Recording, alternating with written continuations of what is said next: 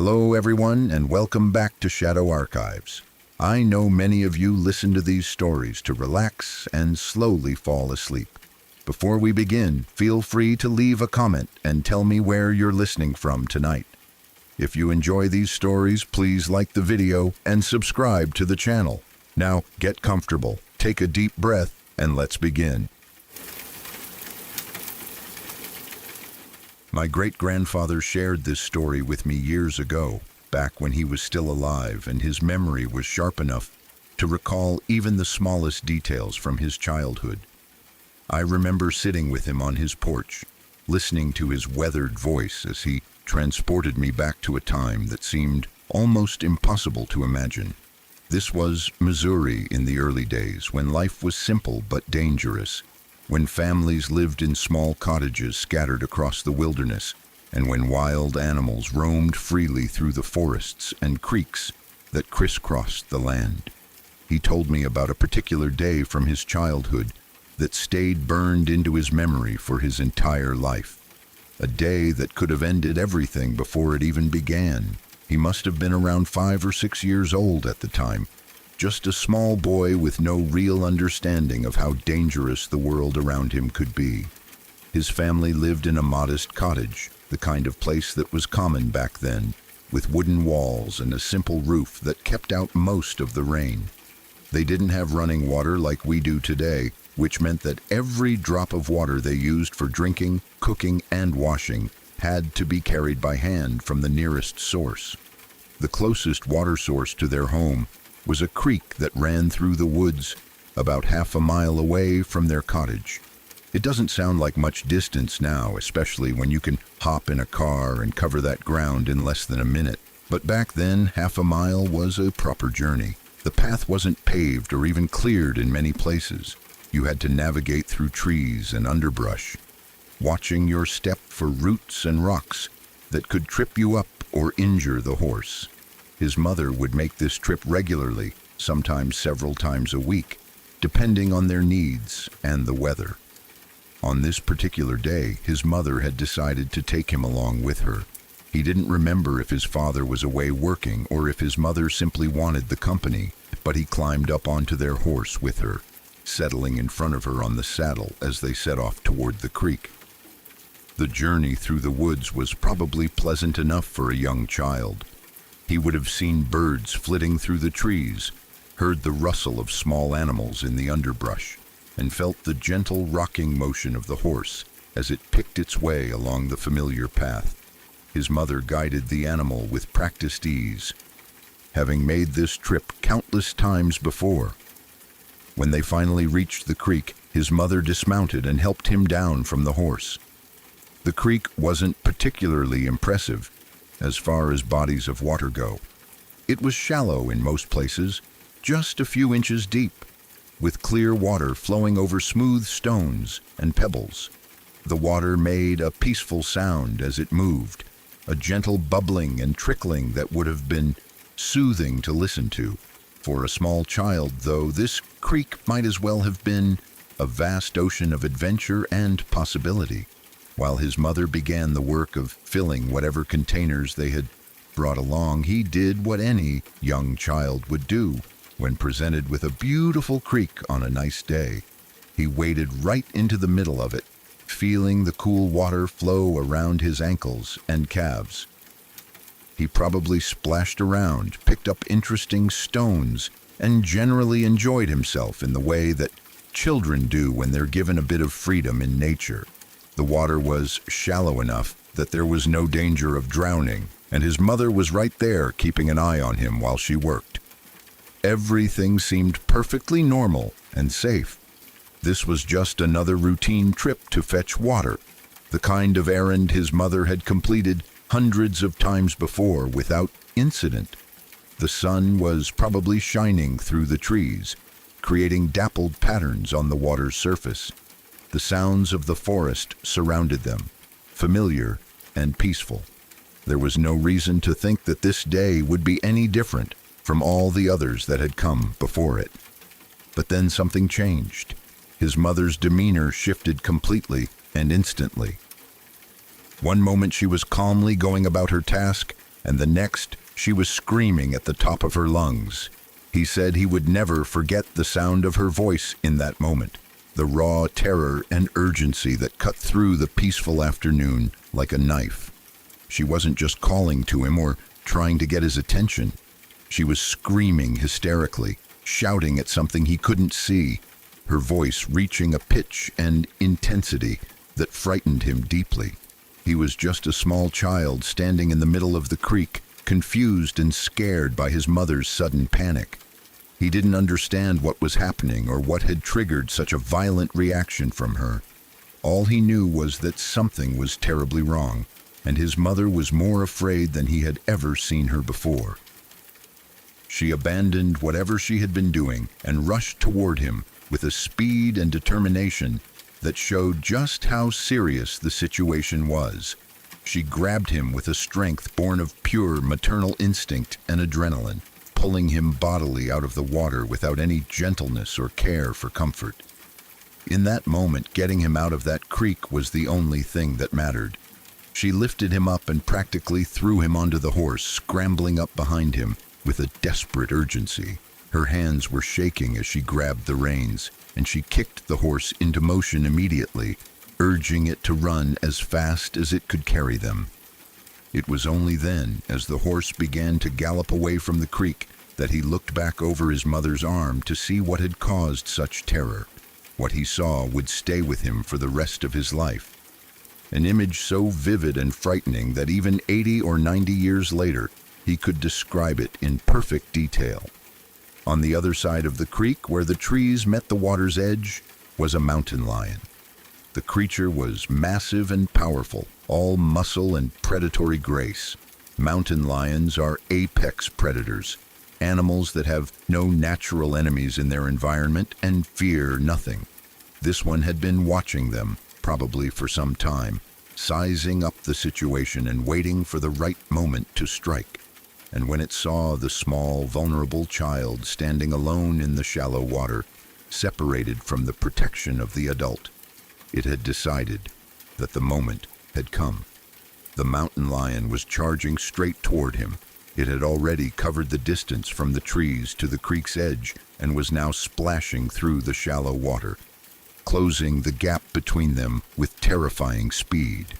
He watched in horror as the animal bounded forward, its powerful muscles propelling it across the creek bed. The water was only a few inches deep, barely enough to slow the creature down at all. Each stride brought it closer, and he could see the focused intensity in its eyes, the single-minded determination of a predator pursuing its prey. But his mother had seen it just in time.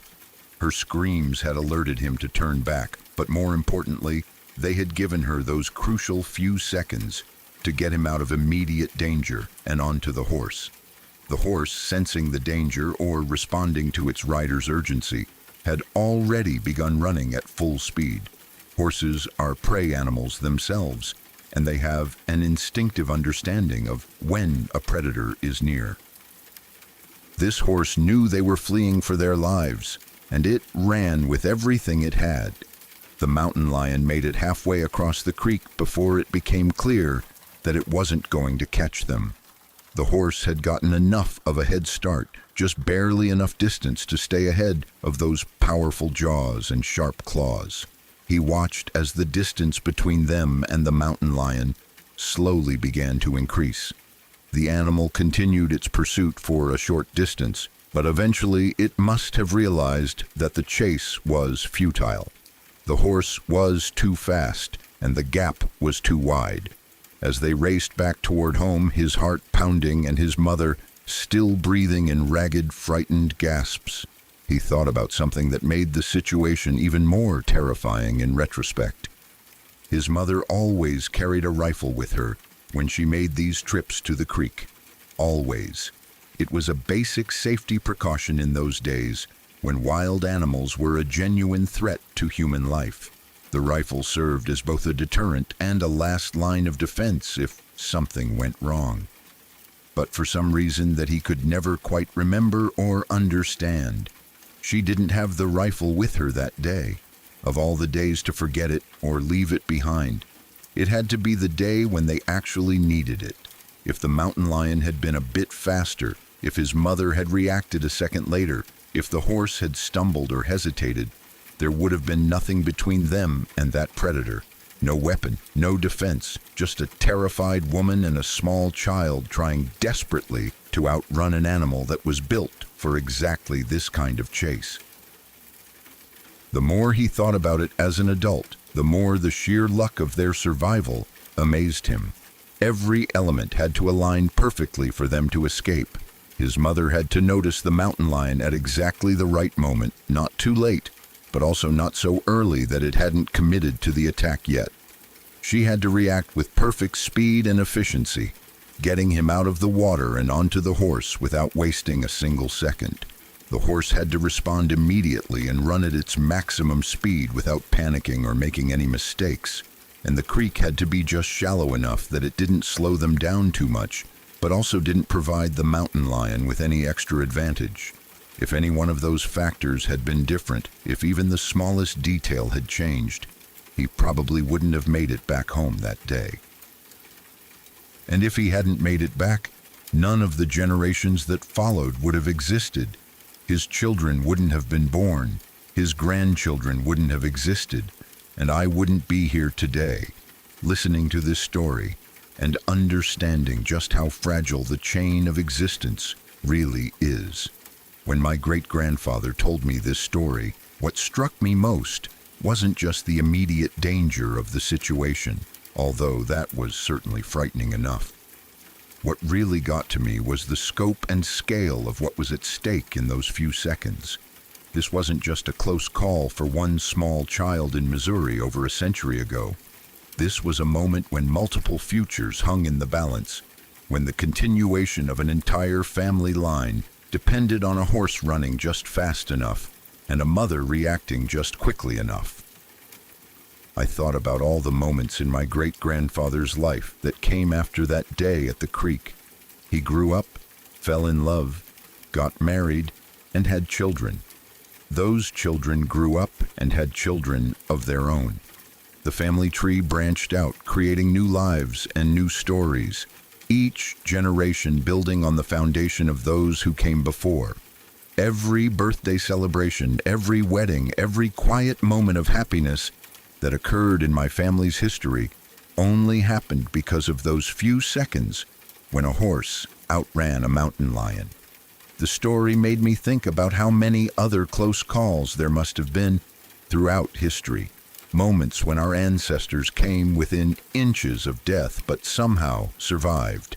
Every single person alive today is the product of an unbroken chain of survival, stretching back thousands of generations. Every one of our ancestors had to live long enough to have children, and every one of those children had to survive long enough to continue the line.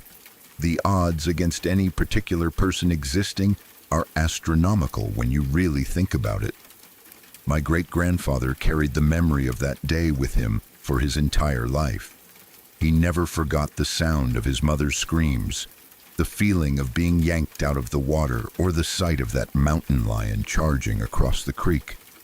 It was one of his earliest and most vivid memories, the kind of experience that burns itself into your brain with perfect clarity because of the intensity of the emotions involved. Even when other childhood memories faded or became fuzzy around the edges, this one remained sharp and clear. I often wondered what went through his mother's mind in the days and weeks after that incident. She must have been shaken to her core by how close she came to losing her child.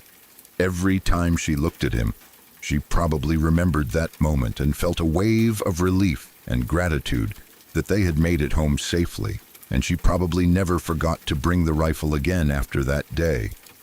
Some lessons are learned the easy way, and some are learned when a mountain lion chases you across a creek. The story also made me appreciate the different kind of dangers that people faced in earlier times.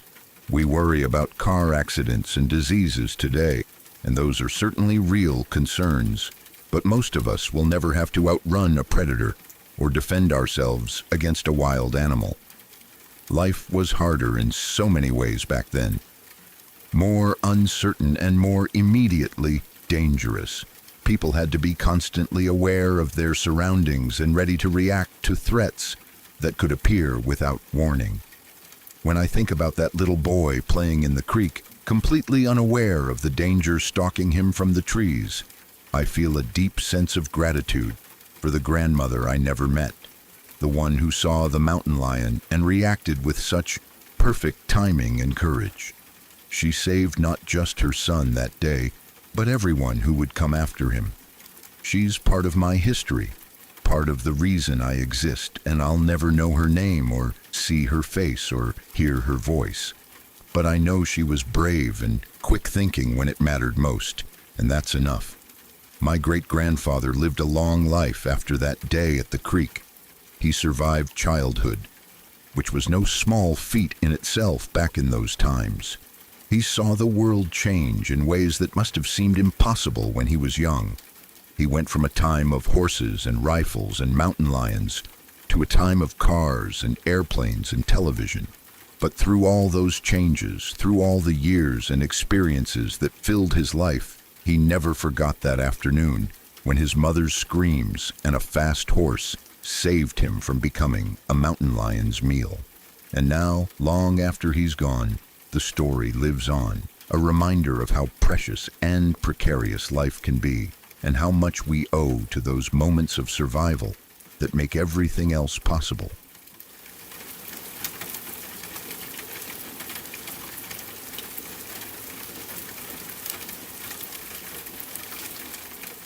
There are some tragedies that stay with a community forever, events so heartbreaking and senseless that they become part of the collective memory of everyone who lived through them. This is one of those stories, something that happened when I was in junior high school in my small hometown, an event that changed our entire community and left scars that never fully healed. Even now, years later, the memory of what happened to those 5 kids on that winter morning feels as raw and devastating as it did when we first heard the news.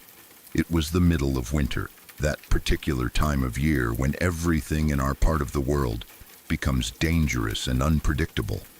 The snow had been falling for weeks, piling up on the sides of roads and covering everything in a blanket of white that might have been beautiful if it were not so treacherous. But it was not just the snow that made winter driving so hazardous. It was the ice that formed underneath, the black ice that you could not see until it was too late, the patches of frozen road that turned every journey into a gamble with fate. The roads in our area were slippery as hell during those months, and everyone who lived there knew it. Parents warned their kids to drive carefully, to take their time, to be extra cautious when the weather turned bad. But sometimes no amount of caution is enough. On this particular morning, 5 kids were driving together into town for school. They had probably made this same journey dozens of times before, following the same route through the outskirts of our small hometown, past the hills and fields and small bodies of water that dotted the landscape. There were 2 families represented in that car. One family had sent a brother and sister, 2 kids who were probably joking around or talking about their plans for the day, completely unaware that they were living their last moments. The other family was larger, with an oldest sister who was driving and her 2 younger brothers sitting in the back. The oldest girl had taken on the responsibility of getting everyone to school safely, a task that probably seemed routine and unremarkable at the time. The time was around 6:45 in the morning, still early enough that the sun might not have fully risen yet. That dim gray light of winter dawn when everything looks cold and distant. They were driving along a road that curved around a hill, the kind of turn that you would normally take without thinking twice about it. But on this morning, something went wrong. Maybe there was ice on the road that they did not see. Maybe they were going just a little too fast for the conditions. Maybe the car hit a patch of black ice at exactly the wrong angle. Whatever the cause, the result was catastrophic. The car began to skid.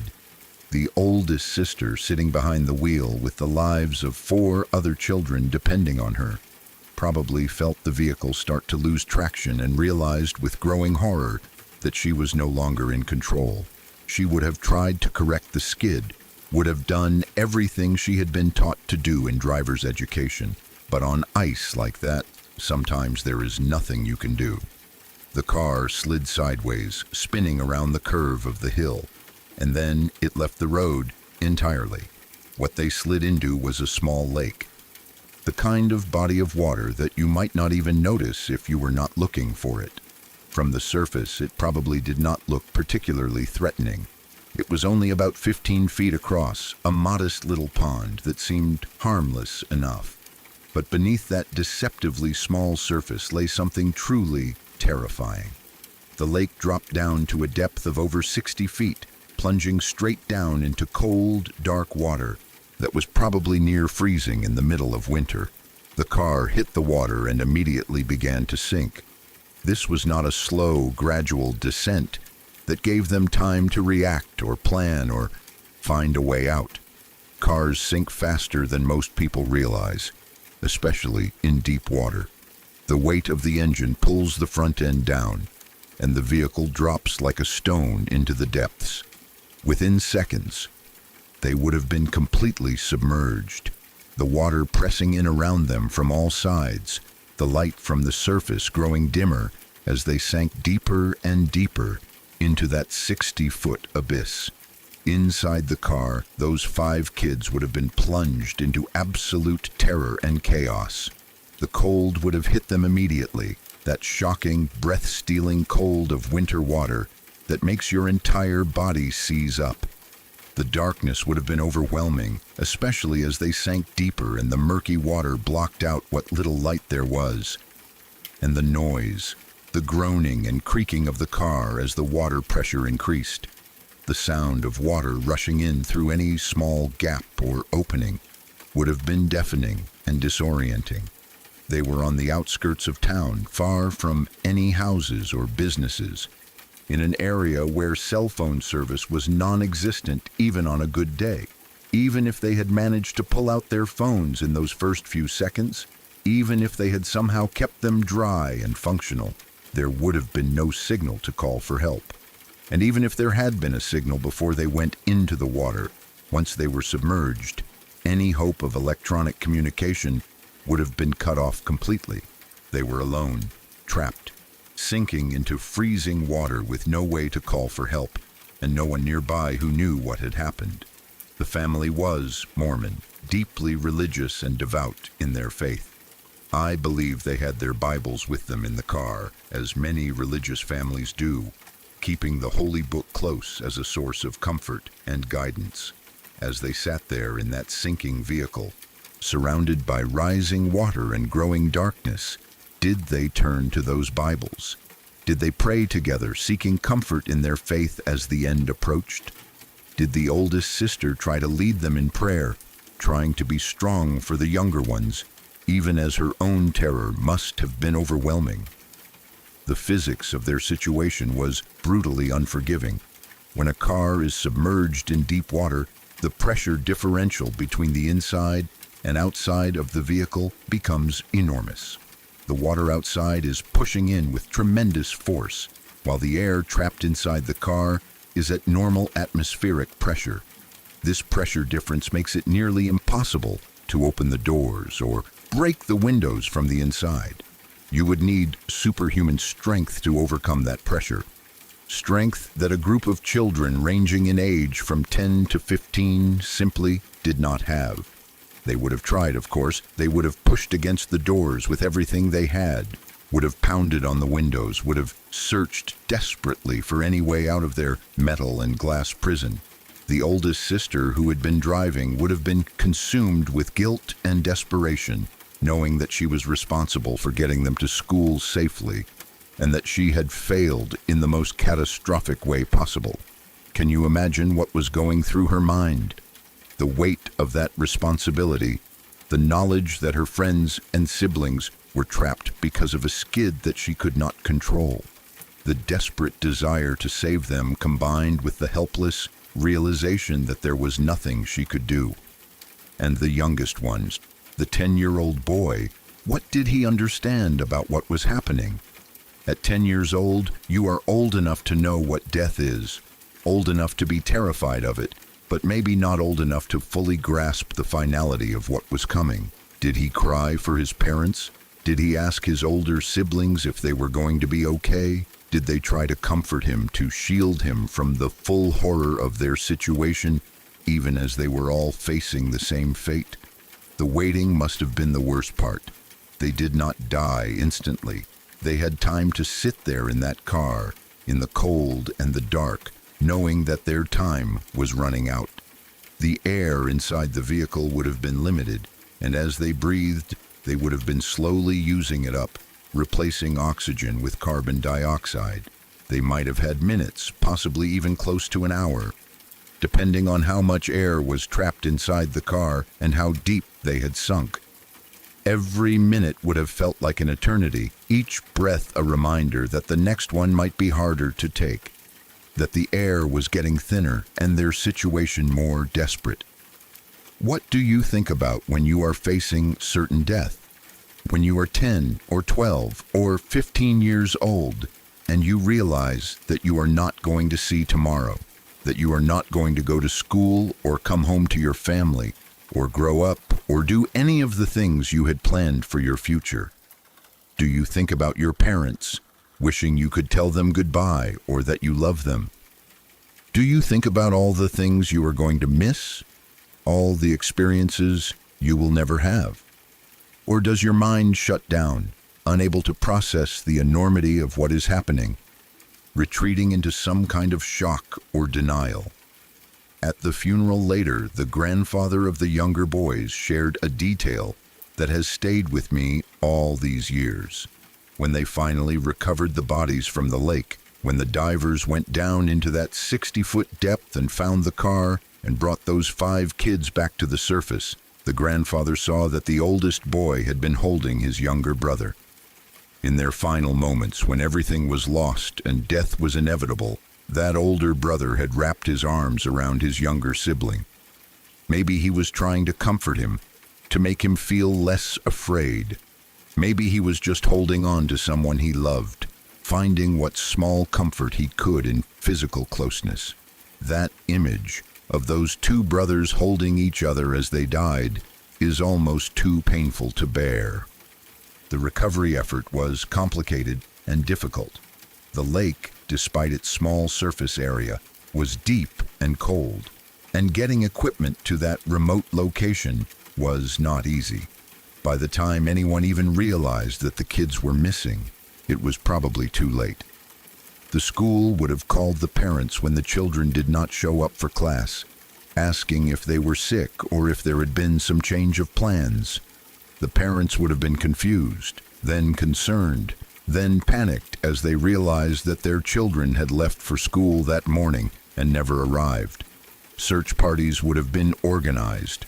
People would have driven the route looking for any sign of the car, and eventually someone would have spotted the disturbed snow and ice at the edge of that small lake. Divers were called in, but getting down to 60 feet in freezing winter water is dangerous and difficult work. The visibility would have been terrible, the cold would have been dangerous even in diving suits, and the pressure at that depth requires special training and equipment. Even if the divers had arrived quickly, which they probably did not given the remote location and the time it took to realize where the car had gone, they would not have been able to save anyone.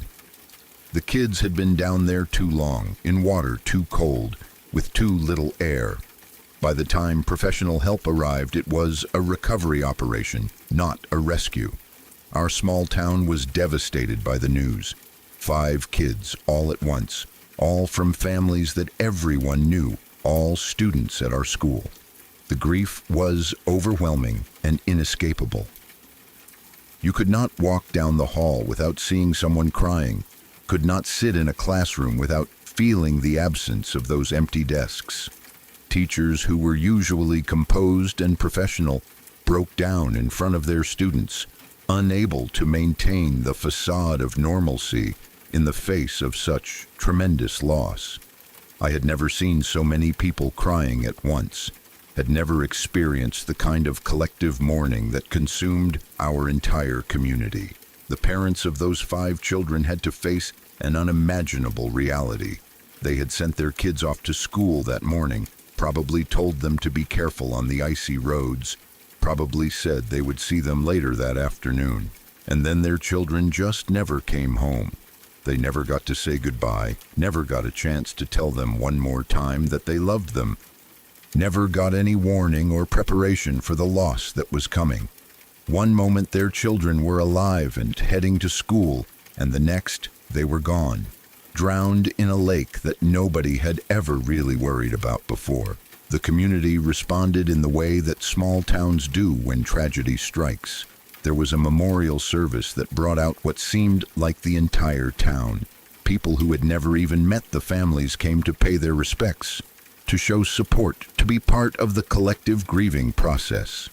The church was packed, people standing in the aisles and spilling out into the lobby, all there to mourn 5 young lives cut short by a terrible accident.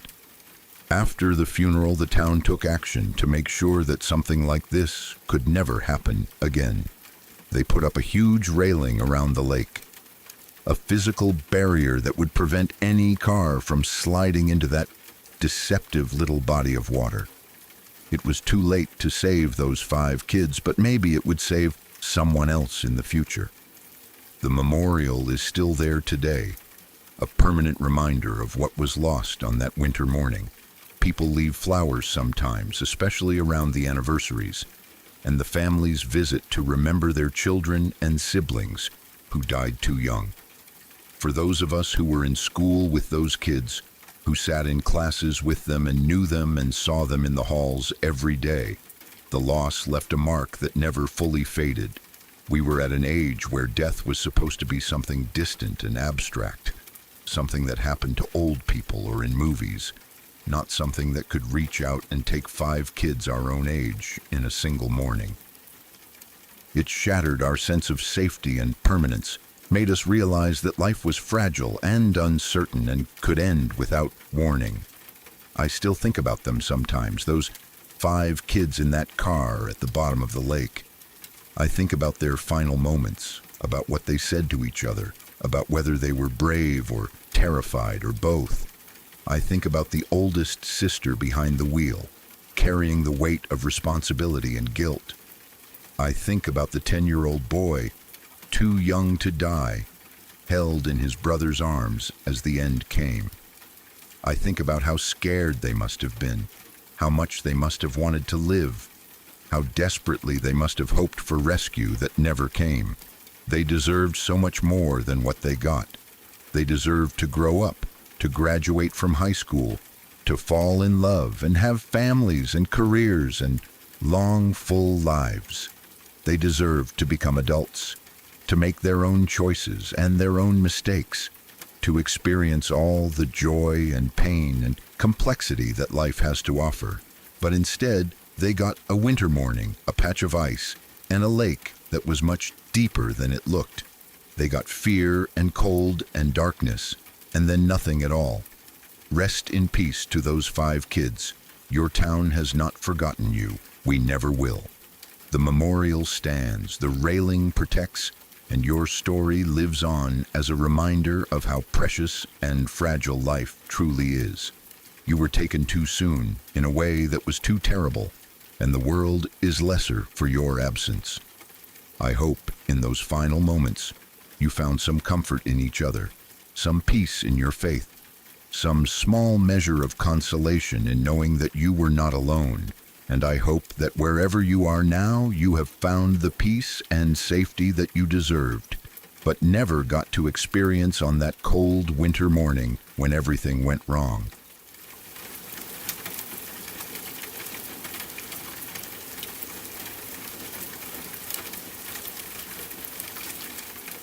One of my co-workers lives in a townhouse on the top floor, and for months, she had been hearing strange sounds coming from above her. It started as just an occasional rustling in her attic, the kind of noise that you could easily dismiss or convince yourself was nothing to worry about. Sometimes she heard it, sometimes she didn't, and when it was quiet for a few days, she would almost forget about it entirely. Maybe it was all in her head, she told herself. Maybe she was just imagining things because she lived alone and the house made her a little nervous at night. Or maybe it was rats, which would be unpleasant, but at least understandable and fixable. Either way, she paid it little attention for a long time, going about her daily life and trying not to think too much about the occasional noises from the space above her ceiling. Living alone in a townhouse can sometimes feel isolating, especially on the top floor where you don't have neighbors directly above you to account for the footsteps and bumps that are normal in multi-unit buildings. When you hear something and you know there shouldn't be anyone up there, it creates a strange feeling that's hard to describe. But my coworker, like most people, didn't want to overreact or seem paranoid. She didn't want to call in an exterminator or a contractor for what might turn out to be nothing at all. So she did what many of us would do in the same situation. She ignored it, rationalized it away, and hoped that whatever was causing the noise would eventually stop on its own. But the sounds didn't stop. In fact, as time went on, they seemed to become more frequent and more noticeable. What had started as occasional rustling evolved into sounds that were harder to ignore or explain away. Sometimes it sounded like something was being dragged across the floor of the attic. Sometimes there were bumps or thuds that seemed too heavy and too deliberate to be caused by a small animal. My coworker began to feel increasingly uneasy in her own home. That creeping sense of discomfort that comes when you suspect something is wrong but you can't quite put your finger on what it is. Still, she tried to maintain her composure and her rational thinking. Attics are weird spaces, she told herself. They settle and creak. The wood expands and contracts with temperature changes. Old houses make strange noises all the time, and there's usually a perfectly innocent explanation for all of it. She almost had herself convinced that everything was fine, that her imagination was just getting the better of her, that she was being silly for even worrying about it. Then one day, everything changed. The noise from the attic was louder than usual, much louder than it had ever been before. It wasn't just rustling or the occasional bump anymore. It was sustained movement, clear and unmistakable.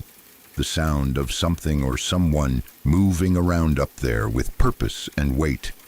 There was no way to rationalize this away, or pretend it was nothing. Whatever was in her attic was real, it was substantial, and it was active right at that very moment. My coworker finally decided that it was time to call in someone to take care of the problem. She couldn't ignore this anymore, couldn't keep pushing it to the back of her mind and hoping it would resolve itself. She needed professional help, whether that meant an exterminator for animals, or a contractor to check for structural issues, or whatever else might be required. But of course, before she called anyone and potentially spent money on a service she might not need, she needed to verify what the problem actually was. She needed to see for herself what was causing these noises that had been plaguing her for so long. The attic access in her townhouse was probably a simple pull-down ladder or a small hatch in the ceiling of a closet or hallway, the standard setup that you see in many homes. She grabbed a flashlight, positioned the ladder or step stool beneath the access point, and prepared herself to climb up and take a look. Her heart was probably racing at this point, that mixture of nervousness and determination that comes when you're about to confront something that has been scaring you. Part of her probably still hoped that she would climb up there and find nothing more threatening than a family of raccoons or some squirrels that had found their way inside. But when she reached the attic opening, something made her hesitate. Maybe it was instinct. Maybe it was fear, or maybe it was just common sense telling her that sticking her head up into a dark attic where unknown things were moving around might not be the safest approach. Instead of climbing all the way up and looking directly into the attic space with her own eyes, she made a different choice. She decided to use her phone camera to investigate first, holding it up through the opening and snapping a photo to see what the image would reveal. This decision to take a photo instead of looking directly may have saved her from a traumatic and dangerous direct confrontation with what was actually living above her. She held her phone up into the darkness of the attic, pointed the camera in the direction where she thought the noises had been coming from, and took a picture. Then she pulled her phone back down, her hands probably shaking slightly, and looked at the image on her screen to see what her camera had captured. What she saw in that photo still haunts me, and I wasn't even the one who took it or experienced it firsthand. The image revealed something that transformed this from a simple mystery about attic noises into one of the most terrifying scenarios imaginable.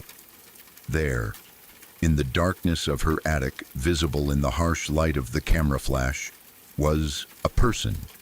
A man had been living in her attic, not just visiting occasionally, but actually living there, setting up some kind of existence in the cramped space above her ceiling. This wasn't an animal or a structural problem or her imagination. This was a human being who had been hiding in her home without her knowledge or consent, listening to her life happening below him, existing in secret just feet above where she slept and ate and lived her daily life. The photo must have been absolutely chilling to look at. The image of another person's face or body suddenly appearing in a space where you expected to find nothing more than insulation and boxes and dust. The realization hitting her all at once that every time she had heard those noises, every time she had felt uneasy or wondered what was making those sounds, there had been an actual person up there, someone who had been watching and listening and waiting, someone who had turned her private space into his secret dwelling place. My co-worker's reaction to seeing this photo must have been pure terror, the kind of fear that makes your blood run cold and your mind race with horrible implications. How long had he been there? How did he get in? What had he been doing all this time? Had he been watching her through cracks in the ceiling or vents? Had he come down into her living space when she was out or asleep? The questions must have flooded her mind, each one more disturbing than the last, as she tried to process what she had just discovered. She immediately called the police, of course. This was far beyond anything she could handle on her own. This was a home invasion of the most insidious kind, a violation of her safety and privacy that had been ongoing for who knows how long. The cops came quickly, treating this as the serious emergency that it was. They surrounded the townhouse, made contact with the man in the attic, and eventually arrested him, pulling him out of his hiding place and into custody. As the investigation unfolded, even more disturbing details came to light. It turned out that this wasn't an isolated incident or a one-time occurrence. This man had apparently done this before, multiple times in fact.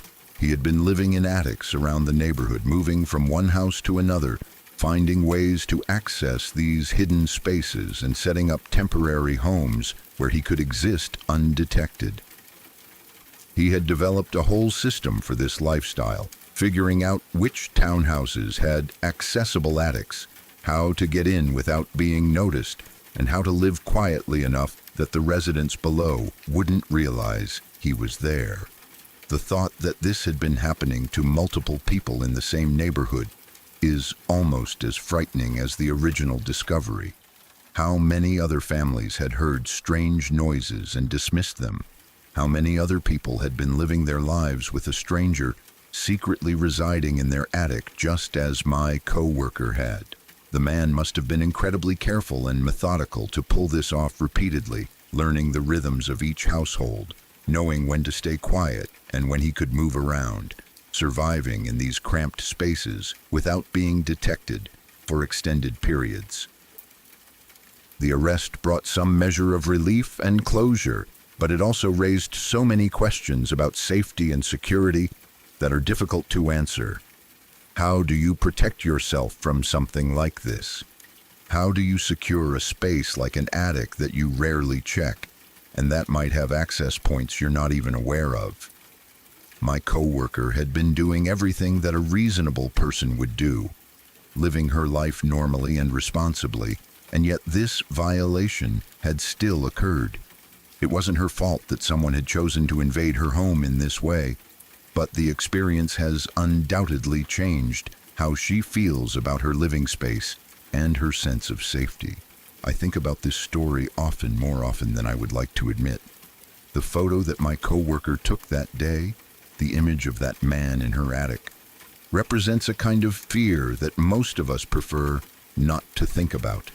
We like to believe that our homes are safe spaces, places where we have control and privacy, where we can let our guard down and just exist without worry. But this story reminds us that sometimes the walls and ceilings that we think are protecting us might be hiding threats that we never imagined.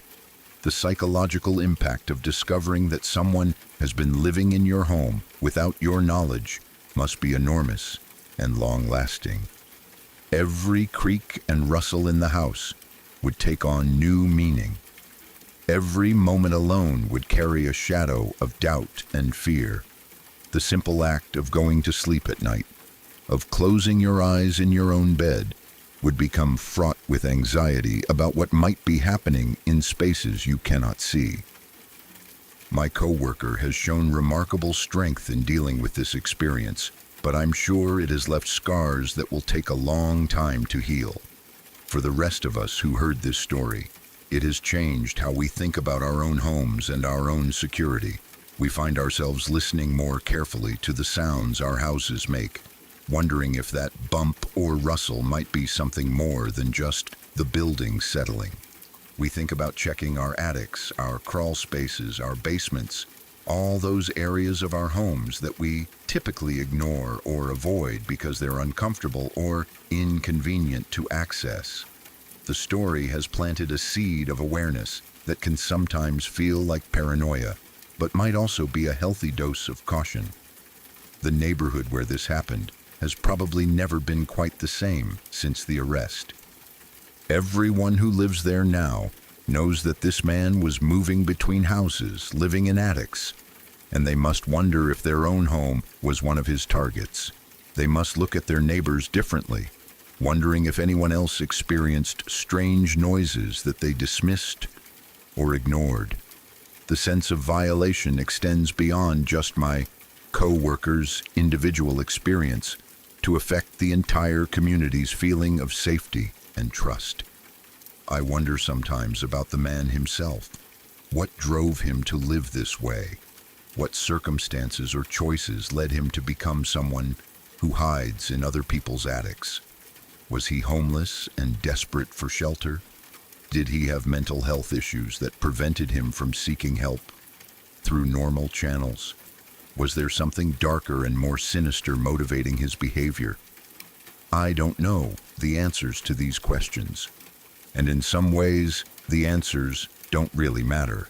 Whatever his reasons or circumstances, what he did was a serious crime and a profound violation of the people whose homes he invaded. The legal consequences for this man were presumably severe. Breaking into multiple homes and living in them without permission, even if he wasn't stealing or causing obvious damage, is still criminal trespass and burglary. The fact that he did it repeatedly in multiple locations would likely result in multiple charges and a significant sentence. But beyond the legal punishment, I hope he also gets whatever help or intervention he needs to address whatever issues led him to this behavior in the first place. For my coworker, life has gradually returned to something resembling normal, though I'm sure normal means something different now than it did before. She has probably taken additional security measures, maybe installed better locks, or added cameras, or made modifications to prevent unauthorized access to her attic. She has probably also worked on processing the emotional trauma of the experience, possibly with the help of a therapist or counselor who specializes in helping people recover from this kind of violation. The story serves as a reminder that we should trust our instincts when something feels wrong. My coworker heard those noises for months before she finally investigated, dismissing them as probably nothing important. In hindsight, those instincts that told her something was off were absolutely correct, and acting on them sooner might have led to an earlier discovery. But it's also understandable why she waited, because we all tend to look for rational, non-threatening explanations for things that make us uncomfortable. Nobody wants to believe that their worst fears might be real. The photo itself, the actual image that revealed the man in the attic, is something that I'm glad I never had to see, but that I can't stop thinking about. My coworker has described it to some of us at work, and just hearing about it secondhand is enough to send chills down my spine. I imagine the stark contrast between the dark attic and the bright camera flash, the sudden appearance of a human figure where none should be, the expression on the man's face when he realized he had been discovered. It must be an image that will stay with her forever, one of those mental photographs that you can never quite erase no matter how much time passes. This experience has changed how I think about the sounds in my own home, how I respond to things that seem unusual or out of place. I find myself being more vigilant, more willing to investigate, rather than dismiss, more aware that the explanations we tell ourselves to feel safe might not always be accurate. It's a difficult balance between reasonable caution and unhealthy paranoia, and I'm still trying to figure out where that line should be drawn. The fact that this happened to someone I know personally, someone I see at work and talk to regularly, makes it feel more real and more frightening than if I had just read about it in the news or heard about it happening to a stranger. My coworker is a normal person, living a normal life in what seemed like a normal townhouse, and if it could happen to her, it could happen to anyone. That's the thought that keeps this story alive in my mind, the awareness that safety and security are sometimes more fragile than we like to believe. Looking back on the whole experience, from the first ignored rustling sounds to the terrifying photo to the eventual arrest, it reads like something from a horror movie, but it's not fiction or entertainment. It's a real thing that happened to a real person, and the fear and violation she experienced were absolutely genuine. The man in her attic was not a ghost or a monster from a scary story. He was a real human being who made choices that put her safety and well-being at risk, and the consequences of those choices will affect both of them for a long time to come. The photo still haunts me, even though I never saw it myself. Just knowing it exists, knowing what it captured, is enough to make me uneasy. It represents a moment of discovery that changed everything, a single image that revealed a truth so disturbing that it's hard to fully process. And somewhere out there, that photo probably still exists on my coworker's phone or backed up in her cloud storage. A permanent reminder of the day she learned that the noises in her attic were not rats or her imagination, but something far worse than she could have ever imagined.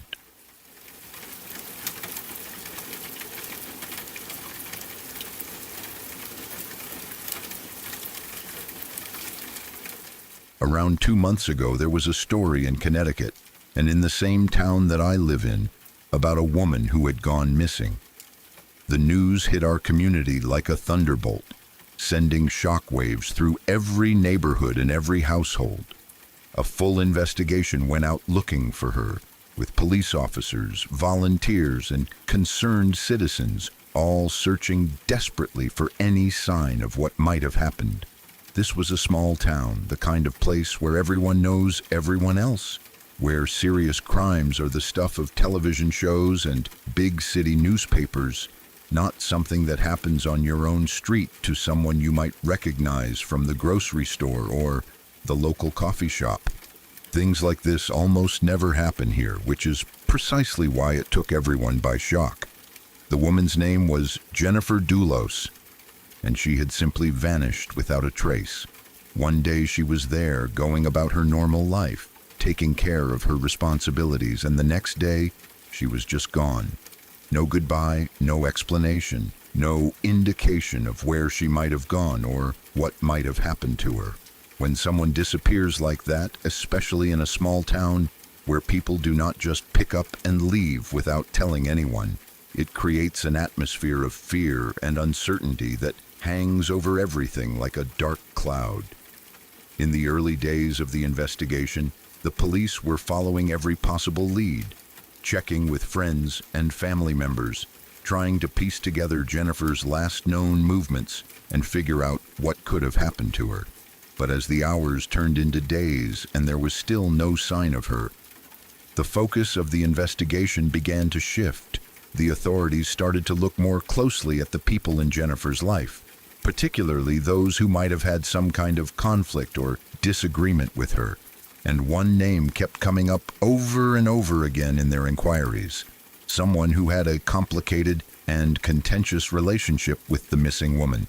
That person was her ex-husband. Jennifer and her ex-husband had gotten a divorce a few years earlier, ending a marriage that had clearly become troubled and unsustainable.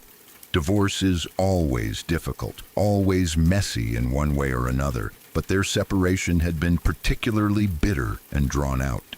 They were still fighting for custody over their kids, locked in a legal battle that seemed to have no end in sight. Child custody disputes can bring out the worst in people, turning former partners into enemies, creating resentment and anger that can fester and grow over time. Money, time with the children, control over decisions about their upbringing, all of these issues become battlegrounds where every conversation is a negotiation and every disagreement feels like a war. The fact that they were still fighting over custody years after the divorce meant that Jennifer and her ex-husband were forced to remain in each other's lives, whether they wanted to or not. They could not simply go their separate ways and never speak again, as some divorced couples are able to do. They had to coordinate schedules, make arrangements for the children, communicate about school and activities and health issues. Every interaction was an opportunity for old wounds to be reopened, for new conflicts to emerge, for the bitterness between them to deepen.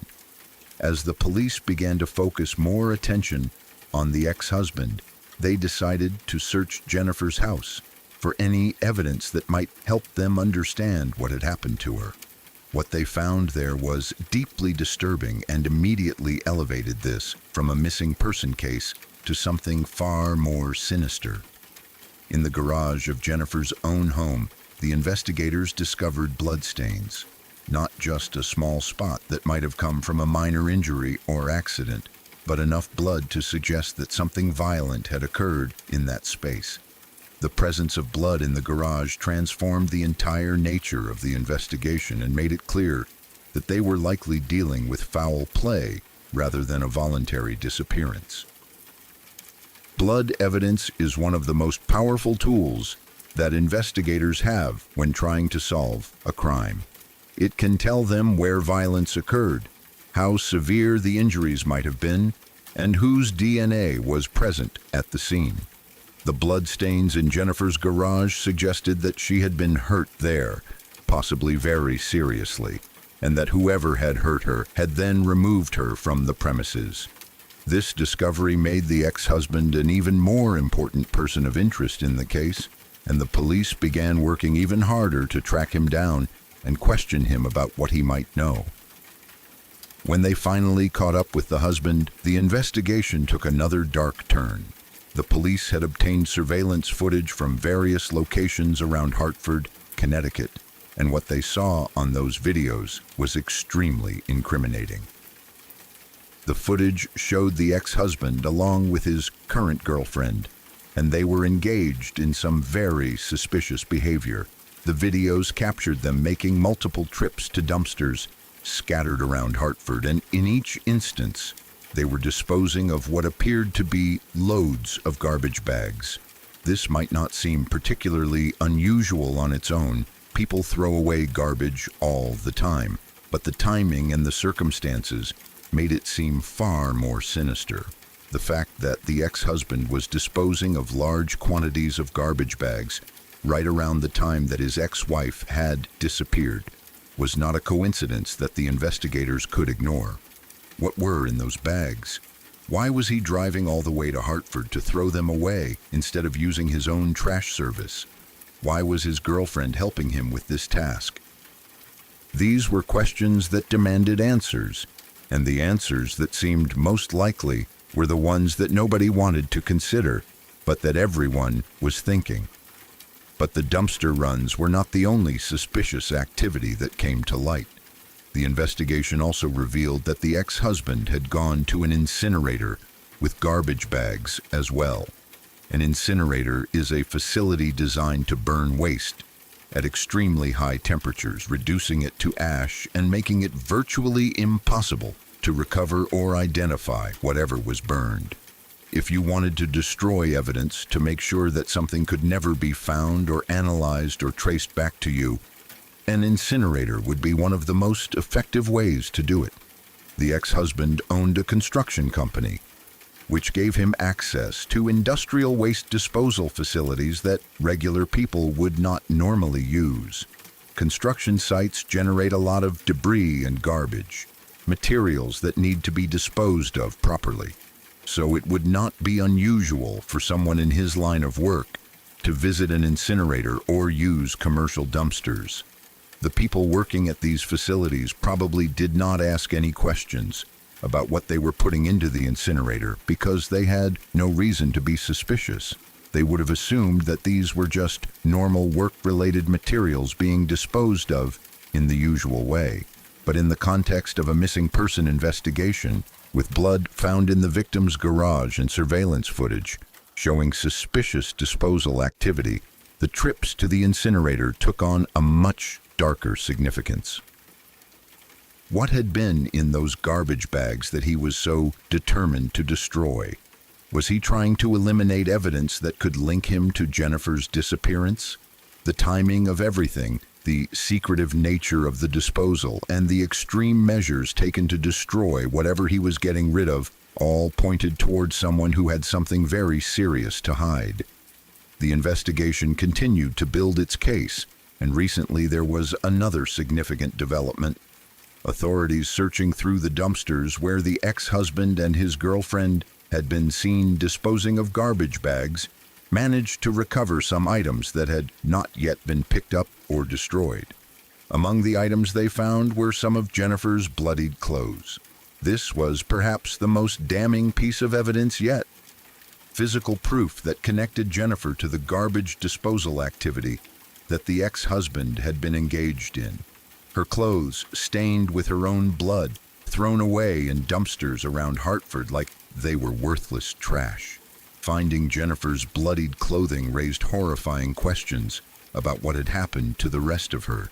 If her clothes were in those dumpsters, discarded and destroyed, what about Jennifer herself? Had she met the same fate, been disposed of in the same callous and brutal way? The discovery of the clothes made it increasingly difficult to hold out any hope that Jennifer might still be alive somewhere, that this might somehow have a happy ending where she would be found safe and returned to her children. The investigation is still going on, with detectives and forensic specialists working tirelessly to gather every piece of evidence they can find to build the strongest possible case against the ex-husband. But despite all the suspicious circumstances, despite the blood in the garage and the surveillance footage and the bloodied clothes in the dumpster, we have not yet been able to prove the man guilty in a court of law. The American justice system requires proof beyond a reasonable doubt, and while the evidence certainly seems to point in one direction, building a case that can secure a conviction is a complex and careful process. Without a body, murder cases become much more difficult to prosecute. Prosecutors have to prove that the victim is actually dead. which is harder to do when you cannot point to physical remains. They have to prove exactly how the person died, who killed them, and what the circumstances were. Defense attorneys can create reasonable doubt by suggesting alternative explanations, by questioning the chain of evidence, by arguing that perhaps the person is not actually dead at all, but has simply chosen to disappear. It is a high bar to clear, and that is intentional, designed to protect innocent people from being wrongly convicted. For the people in our small town, watching this investigation unfold has been a surreal and disturbing experience. We drive past Jennifer's house and wonder what happened in that garage. We see news trucks and reporters gathering information for their stories. We talk to our neighbors about the latest developments, sharing theories and fears and hoping for some kind of resolution that will help us make sense of this tragedy. Some people knew Jennifer personally, had interactions with her at school events or community gatherings, and for them, the loss is even more personal and painful. The children that Jennifer and her ex-husband were fighting over are perhaps the greatest victims in all of this. They have lost their mother, disappeared under circumstances that no child should ever have to try to understand. They are caught in the middle of a nightmare, with their father under investigation for possibly killing their mother, facing the possibility of growing up without either parent in their lives. What do you tell children in a situation like this? How do you help them process grief and trauma and confusion on this scale? There are no good answers, no way to make this okay or to shield them from the pain of what has happened to their family. If you want to find the full story, you can search up Jennifer Dulos and you will find extensive coverage of the case. News outlets have been following every development. Legal experts have been analyzing the evidence and discussing the challenges of prosecuting a case like this. And the community has been holding vigils and fundraisers to support Jennifer's children and to keep attention focused on finding justice for her. The story has captured national attention because it has all the elements that make people pay attention. A bitter divorce, a custody battle, a mysterious disappearance, suspicious behavior, and a community searching for answers. But behind all the media coverage and the legal proceedings and the investigation updates, there is a human tragedy at the center of this story. Jennifer Dulos was a real person with a real life. She was a mother who loved her children and wanted to protect them and raise them well. She was a daughter, a sister, a friend to people who cared about her and who are now grieving her loss. She had hopes and dreams and plans for her future, all of which were taken from her, apparently by someone who had once promised to love and cherish her. The fact that this happened in our small town, in a place where we all believed we were safe from this kind of violence, has shaken our sense of security. We lock our doors more carefully now, pay more attention to our surroundings, think twice about people we thought we knew. The illusion that terrible things only happen in other places, to other people, has been shattered, and we are left trying to rebuild our sense of normalcy, while knowing that nothing will ever quite feel the same again. As the investigation continues, we wait for justice. We wait for the legal system to do its work, for the evidence to be analyzed and presented, for a jury to hear the case and make their determination. We wait for some kind of closure, some definitive answer about what happened to Jennifer Dulos on the day she disappeared. And we remember her, not just as the victim in a sensational true crime case, but as a person who mattered, who was loved, who deserved so much better than whatever fate befell her in that garage. The case serves as a grim reminder of how dangerous domestic situations can become, how custody battles and divorce proceedings can sometimes escalate into violence. It reminds us that the most dangerous time for someone in an abusive or contentious relationship is often when they try to leave or assert their independence. Jennifer had already divorced her ex-husband, had already taken the step of separating her life from his. But she could not fully escape because they shared children, and that connection may have been what ultimately led to her death. Our small town will carry the memory of Jennifer Dulos for a long time. Her story will be told and retold, a cautionary tale and a tragedy that touched our community in ways we never expected. We will continue to watch the legal proceedings, to hope for justice, and to remember a woman whose life was cut short, whose children were left without their mother, and whose disappearance reminded us all that evil can appear anywhere, even in the safest and quietest of places. The blood in the garage, the garbage bags in the dumpsters, the bloodied clothes, all of these pieces of evidence paint a picture of something terrible, and we can only hope that the truth will fully emerge and that those responsible will be held accountable for what they have done.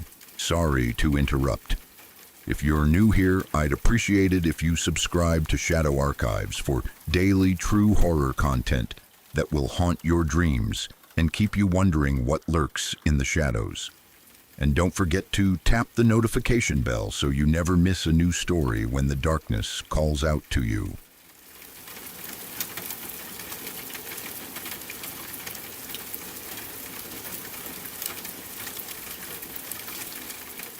In the wealthy neighborhoods of São Paulo, Brazil, there lived a family that seemed to have everything. They had money, status, a beautiful mansion, and a daughter who appeared to be living the kind of privileged life that most people could only dream about. But beneath the surface of this seemingly perfect existence, a darkness was growing that would eventually lead to one of the most shocking and disturbing crimes in Brazilian history. This is a story about love twisted into obsession, about parental control taken to extremes, and about a young woman who made a choice so terrible that it would haunt an entire nation for years to come.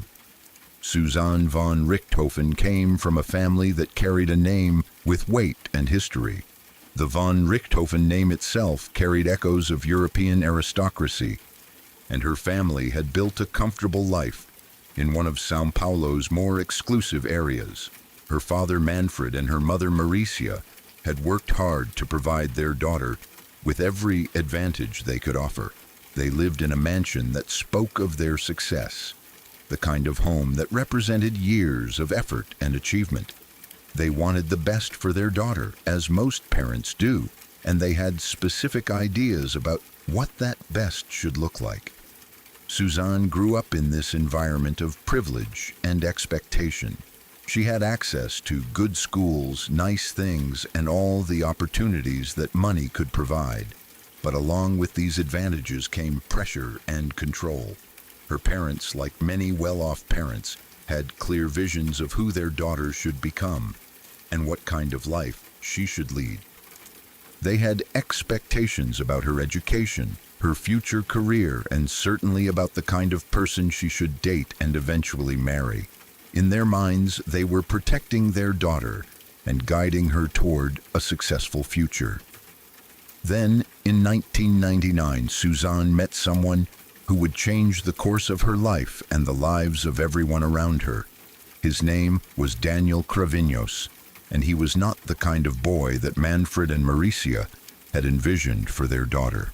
Daniel came from a different social class, a different background, and he represented everything that Suzane's parents had worked to keep at a distance from their carefully constructed world. But Suzane was young, and like many young people who are told they cannot have something, she wanted it even more intensely because it was forbidden. The relationship between Suzane and Daniel developed despite her parents' disapproval. In fact, their disapproval seemed to make the relationship stronger rather than weaker. This is a pattern that plays out in families across the world, across cultures and economic classes.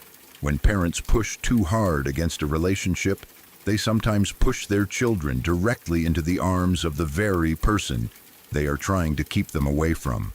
The forbidden becomes irresistible, and what might have been a passing teenage romance can transform into something much more intense and serious. Suzane's parents did not simply disapprove of Daniel quietly or express mild concerns. They actively prohibited the relationship. They forbade Suzane from seeing him, tried to control her movements and her time, and made it clear that Daniel was absolutely unacceptable as a boyfriend for their daughter. They believed they were doing the right thing, protecting their daughter from what they saw as a bad choice that could derail her future. They could not have known that their prohibition would set in motion a chain of events that would end in the most horrific way possible. For Suzane, caught between her parents' demands and her feelings for Daniel, the pressure must have been enormous. She was living in a mansion with parents who controlled her life, who had the power to dictate her choices and limit her freedom. Many young people in similar situations find ways to compromise, to wait until they are older and more independent, or eventually to move on from the relationship. But Suzane and Daniel took a different path, one that is almost incomprehensible in its darkness and brutality. Somewhere in the midst of this conflict between parental control and young love, an idea took root.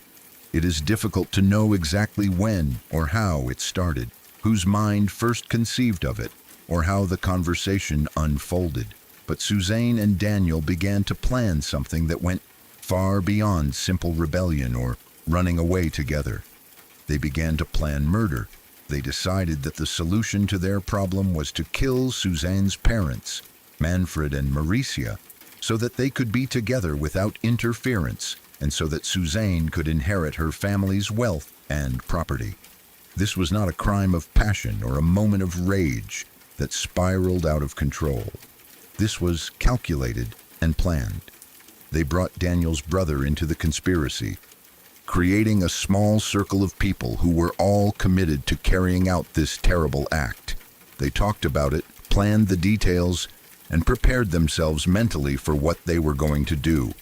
At any point during this planning phase, any one of them could have stepped back, could have recognized the enormity of what they were contemplating and chosen a different path. But they did not. The date they chose was October 31st, 2002. Halloween night, a time when many people around the world are celebrating with costumes and candy, thinking about ghosts and monsters as entertainment rather than reality. But in the von Richthofen mansion in Sao Paulo, something truly monstrous was about to unfold. Manfred and Maricia had no idea that this would be their last night alive, that the daughter they had raised and protected and tried to guide was about to betray them in the most final and terrible way possible. Suzane was the one who opened the door. This detail is particularly chilling because it underscores her active participation in what was about to happen. She was not a passive victim or an unwilling participant. She was the one who let the killers into her home, knowing exactly what they had come to do. She opened that door to Daniel and his brother, and in doing so, she opened the door to an act of violence that would destroy multiple lives and families. The Cravinhos brothers entered the mansion and made their way to where Manfred and Maricia were sleeping. The method they chose was brutal and personal. They used hammers to beat Suzane's parents to death, striking them repeatedly in the head. This was not a quick or clean killing. It was violent and savage, the kind of murder that requires sustained physical effort and a complete absence of mercy or empathy. Manfred and Maricia must have woken up in those final moments, must have realized what was happening, must have felt the terror and betrayal of being attacked in their own home. The hammering went on until both parents were dead. The scene left behind was one of tremendous violence, the kind of crime scene that homicide investigators never forget, no matter how many years they spend on the job. Blood, broken bones, and the shattered remains of two lives that had been building toward the future, making plans, trying to do what they thought was best for their daughter. They died in their own home, in their own bed, killed by people who had been welcomed into their lives. In the immediate aftermath of the murders, Suzane and the Cravinhos brothers attempted to make it look like a robbery or a random crime. This is a common strategy among killers who are close to their victims. They tried to create the appearance that strangers had broken in and committed the crime, hoping that investigators would look elsewhere for suspects. But these kinds of staged crime scenes rarely fool experienced detectives for long. There are always inconsistencies, always details that do not quite add up. The investigation moved quickly, and it did not take long for suspicion to fall on Suzane and Daniel. The evidence began to pile up, and the staged elements of the crime scene became apparent to the investigators. Family members of the victims, friends, and neighbors started to share information about the troubled relationship between Suzane and her parents, about the forbidden boyfriend, about the conflicts and tensions that had been building in the household. The web of lies that the killers had constructed began to unravel. All three of them were arrested and charged with the murders of Manfred and Suzane von Richthofen. The arrests made headlines across Brazil and eventually around the world. This was not just another crime story. This was a case that touched on universal themes of family conflict, parental control, teenage rebellion, and the question of how far someone might go when they feel trapped by their circumstances. People were horrified and fascinated in equal measure, struggling to understand how a daughter could participate in the murder of her own parents. The trial became a media sensation in Brazil. Suzane von Richthofen, young and from a wealthy family, became the focus of intense public scrutiny and debate. Some people saw her as a monster, a cold-blooded killer who had orchestrated the murder of the two people who had given her life and raised her. Others saw her as a victim of excessive parental control, a young woman who had been pushed to a breaking point by parents who would not allow her to live her own life. The truth, as it often does, probably lay somewhere in the complex middle ground between these extremes. The evidence presented at trial was damning. The prosecution laid out the timeline of the planning, the execution of the crime, and the attempted cover-up. They showed that this was not an impulsive act, but a calculated murder carried out for financial gain and personal freedom. The defense tried various strategies, attempting to mitigate Suzane's responsibility or to paint a picture of a young woman who had been manipulated or coerced. But the facts remained stubborn and clear. Daniel Cravinhos and his brother were also tried and convicted for their roles in the murders. All three received lengthy prison sentences. The Brazilian justice system, confronted with a crime that had shocked the nation, handed down punishments that reflected the severity and premeditated nature of what had been done. These were not lenient sentences or slaps on the wrist. These were serious prison terms that would keep the convicted killers behind bars for many years. But the story does not end with the convictions and the prison sentences. The Brazilian legal system has provisions for certain types of temporary release for prisoners, depending on their behavior, the nature of their crimes, and how long they have served. In a detail that strikes many people as particularly twisted and ironic, Suzane von Richthofen is released from prison for 2 specific days each year. Those days are Mother's Day and Father's Day. The symbolism of this arrangement is almost too heavy to process. The young woman who participated in the murder of her own mother and father is allowed to leave prison on the 2 days of the year that are specifically designated to honor parents. She killed Manfred and Suzane, ended their lives in the most brutal way imaginable. And yet she gets these brief tastes of freedom on days that celebrate the very relationship she destroyed. Some people see this as a cruel irony, others as an appropriate reminder of what she has done, and still others as simply a quirk of the legal system that was never designed with a case like this in mind. These temporary releases are not permanent freedom, of course. Suzane must return to prison after each brief furlough.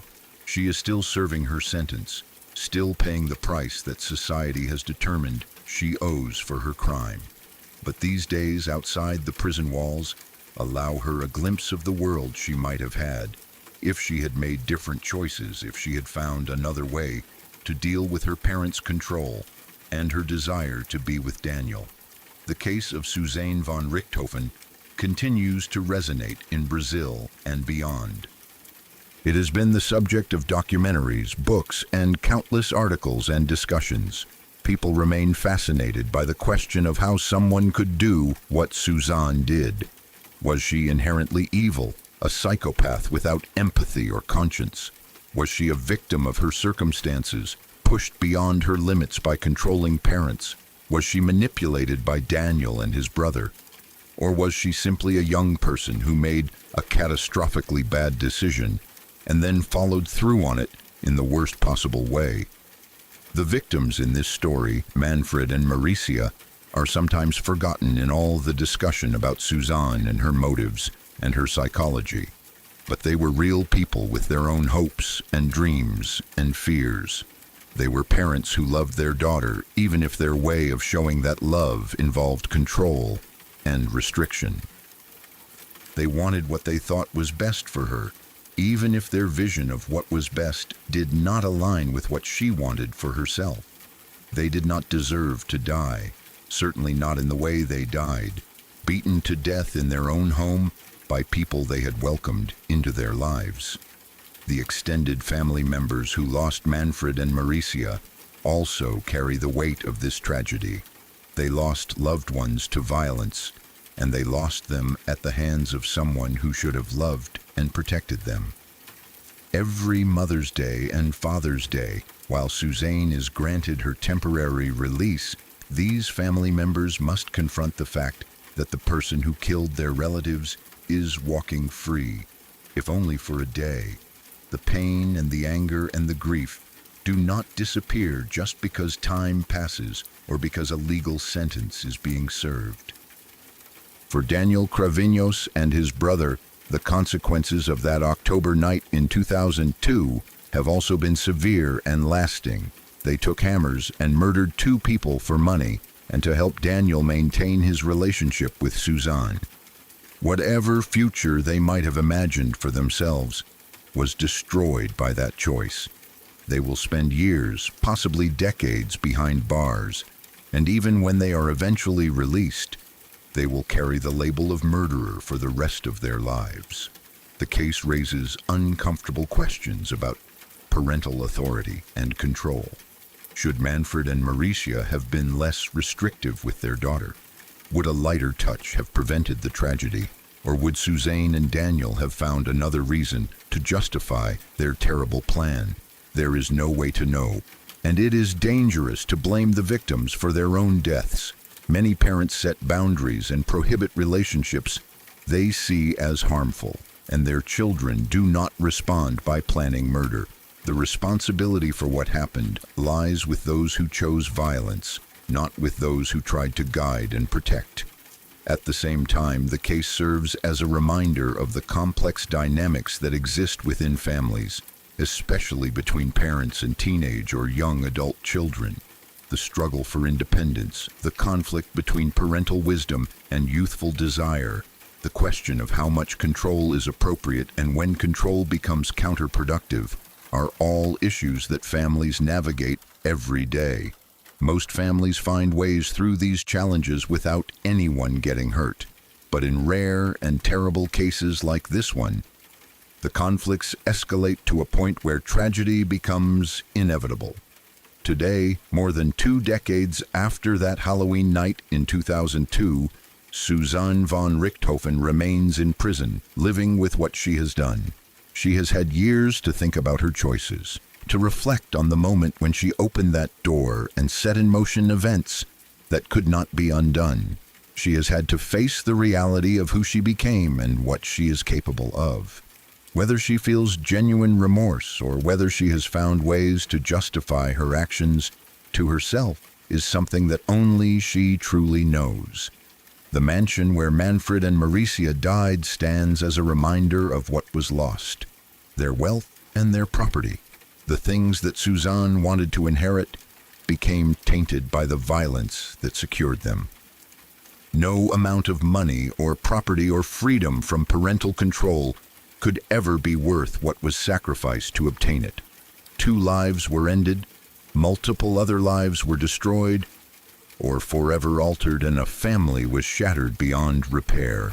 And twice a year, on Mother's Day and Father's Day, the young woman who made it all happen walks out of prison for a few hours, a living reminder of how dark the human heart can become when love and hate and desire all twist together into something monstrous.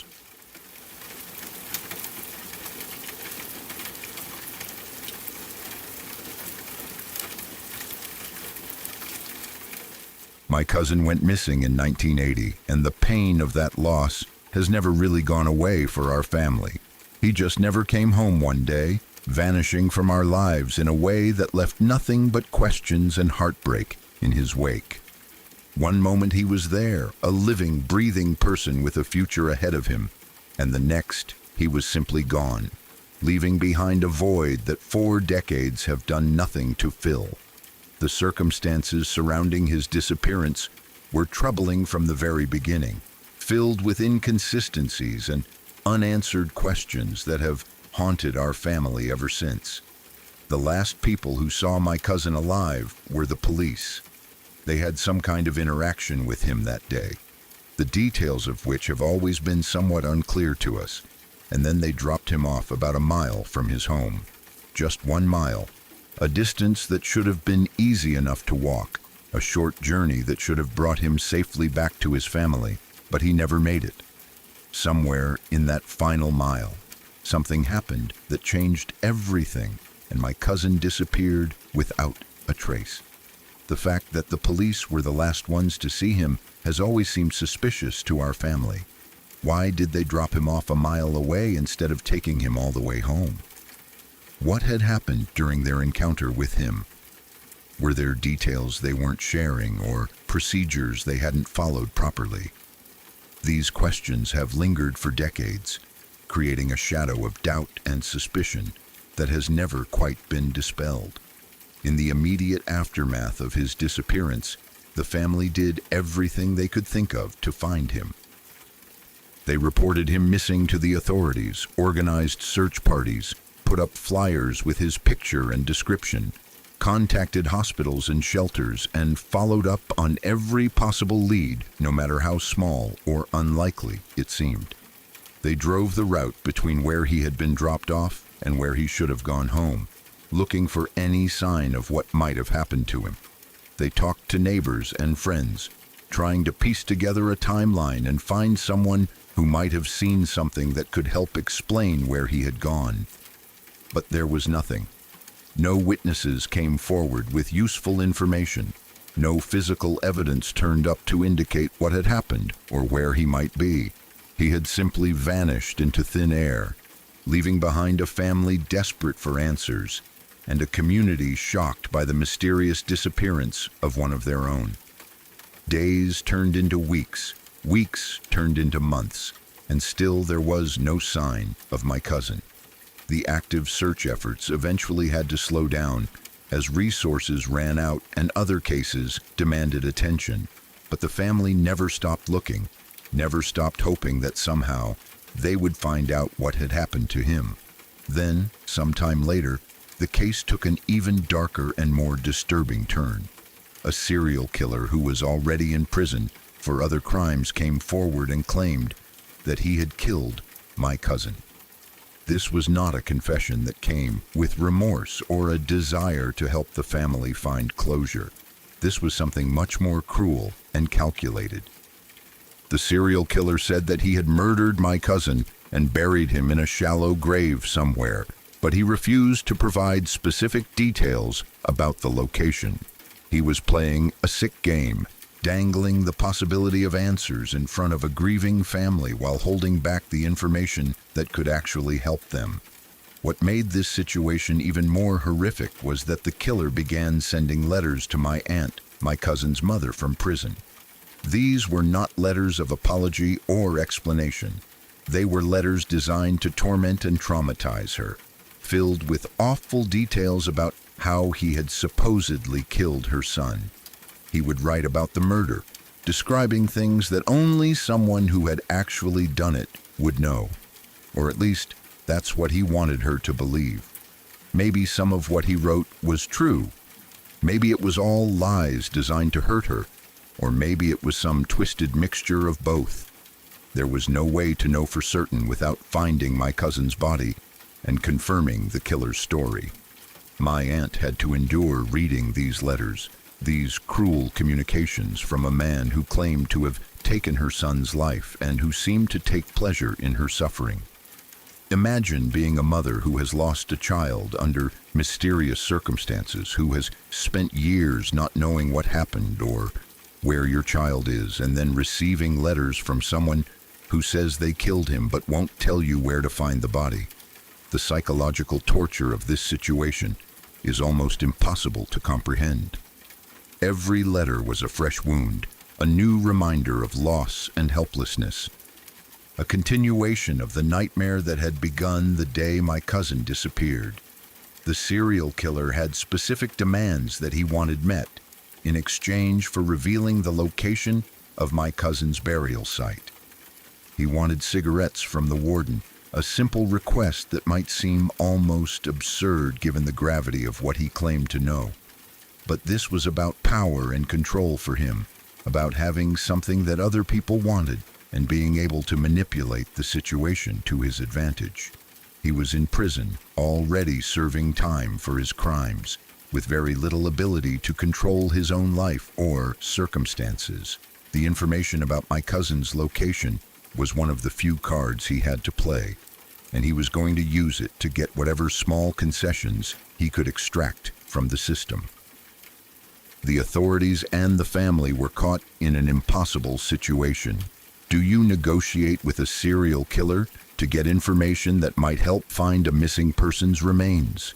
Do you give him what he wants, even though it feels like rewarding someone for their terrible actions?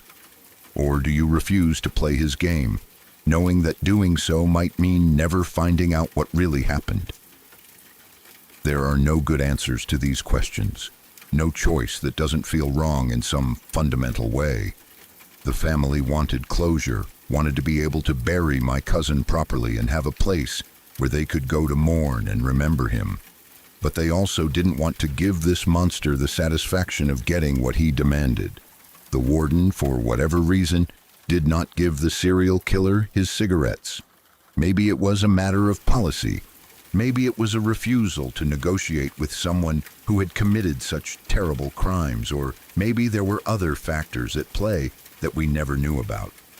But the result was that the killer never fully revealed where my cousin was supposedly buried. He would drop hints sometimes, giving vague descriptions of the area, or mentioning landmarks that might or might not be real. But he never provided the specific, detailed location information that would have allowed searchers to actually find the grave. They have never found my cousin's body, not in all the years since his disappearance. Searches have been conducted based on the limited information that the killer did provide, looking in areas that seemed to match his descriptions. Ground-penetrating radar has been used, cadaver dogs have been brought in, and countless hours have been spent combing through potential burial sites. But nothing has ever turned up. Either the killer was lying about what he did and where he put the body, or his directions were deliberately vague enough that finding the exact location has proven impossible, or the shallow grave has been disturbed by time and weather and animals in the 4 decades since my cousin disappeared. As of now, my cousin has been missing for 39 years. 4 decades of not knowing, of wondering, of hoping against hope that somehow there might still be answers, even though so much time has passed. My aunt has had to live all these years without her son, without knowing for certain what happened to him, or being able to give him a proper burial. She has had to endure those terrible letters from the serial killer, had to face the possibility that her son suffered terribly at the end. had to live with the knowledge that someone out there knows what happened but has chosen to keep that information to themselves out of spite or manipulation or some twisted sense of power. The impact of this kind of loss on a family cannot be overstated. When someone you love disappears without explanation, it creates a unique kind of grief that is different from the grief of a confirmed death. There is no closure, no funeral to attend, no grave to visit. There is just an absence, a person-shaped hole in your life that never gets filled. You find yourself wondering if they might still be alive somewhere, if they might walk through the door one day with an explanation for where they have been.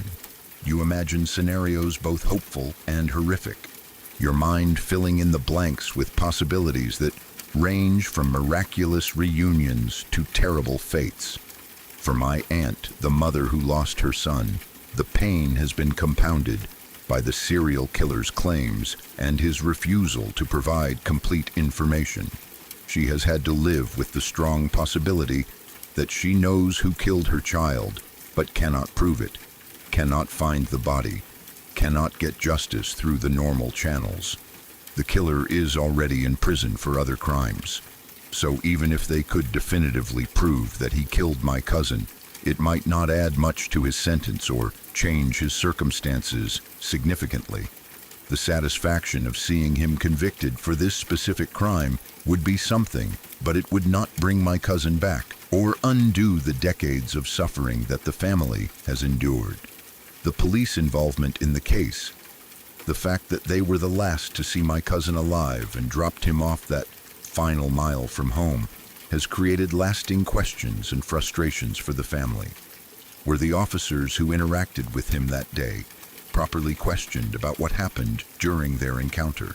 Was there any investigation into whether their actions or inactions might have contributed to what happened next? These questions have never been fully answered to the family's satisfaction, and the passage of time has made it increasingly unlikely that they ever will be. Officers who might have had relevant information have retired or passed away. Records have been lost or destroyed, and memories have faded or become unreliable.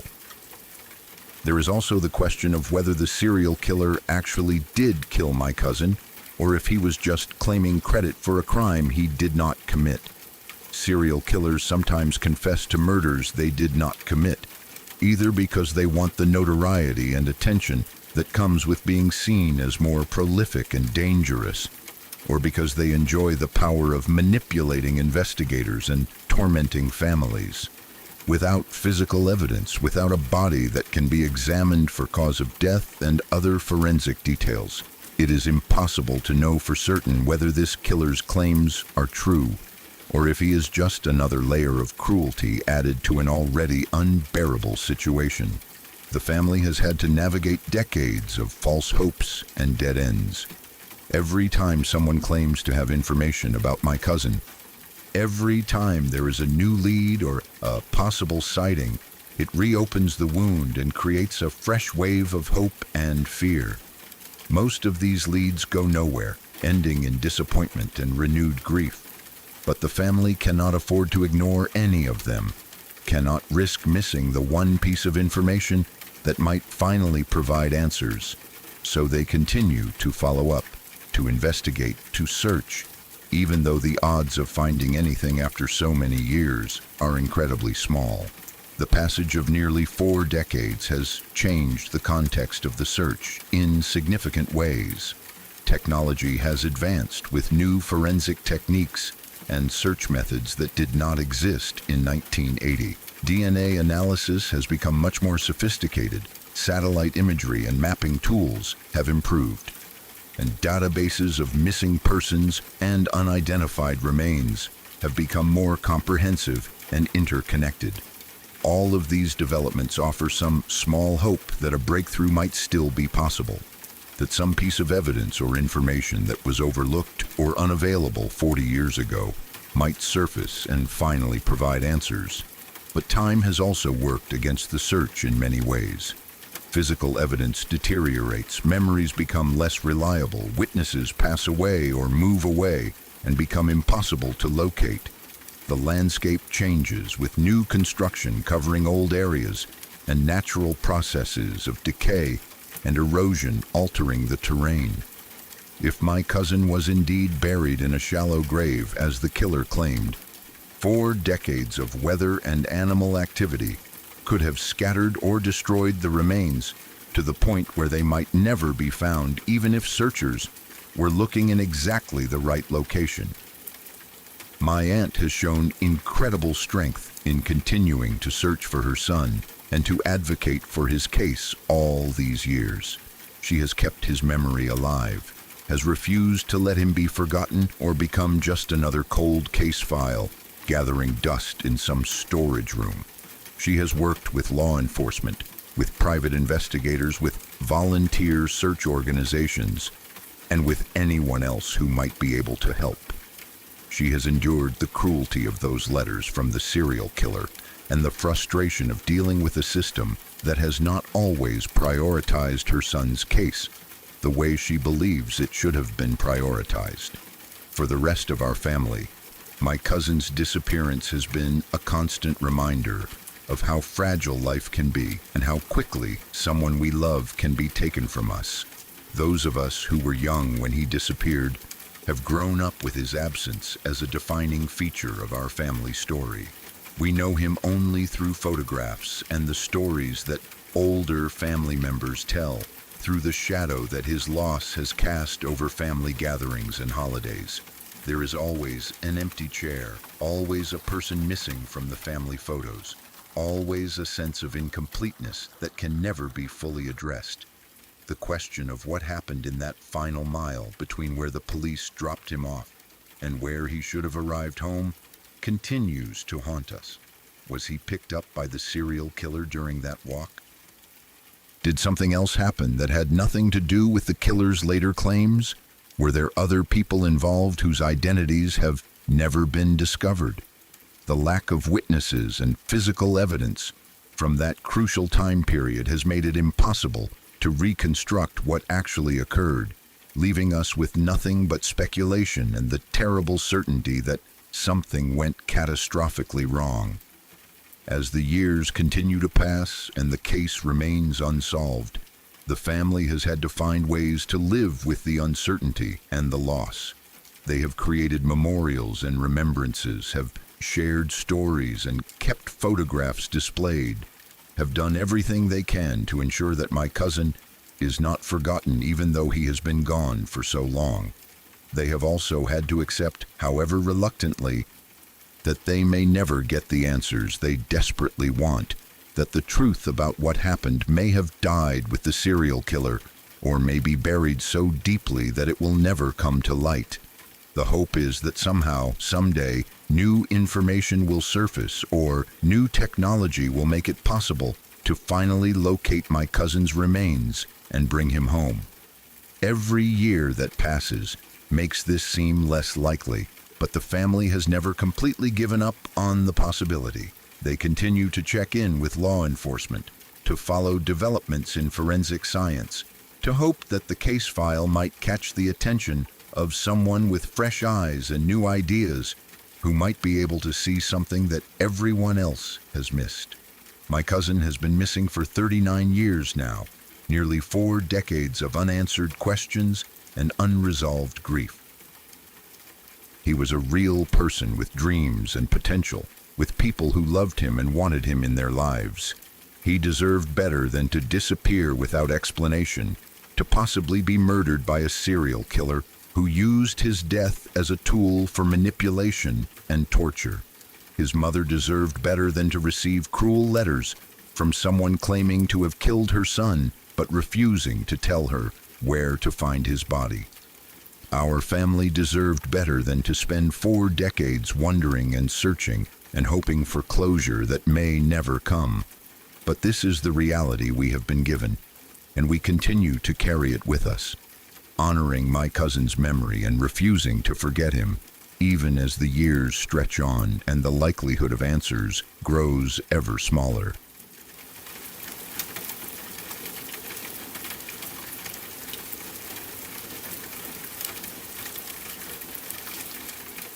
My father once told me a story from his childhood that he had never shared with anyone else before.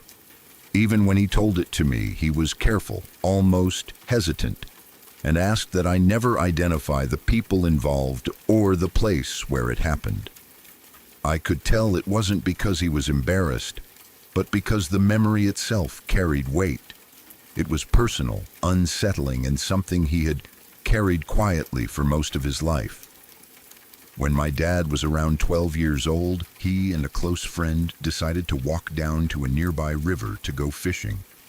It was a normal thing for kids their age to do back then. They lived close enough that the river felt familiar, almost like part of their everyday world. They had fished there many times before without incident. It wasn't a dangerous place, just a stretch of water with a wooden dock, slow-moving current, and a peaceful atmosphere that usually made people feel relaxed. That day started out completely ordinary. They brought their fishing rods, baited the hooks, and cast their lines into the water.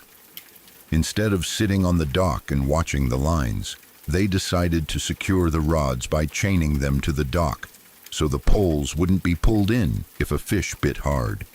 That way, they could wander a bit along the shore and pass the time while waiting for a catch.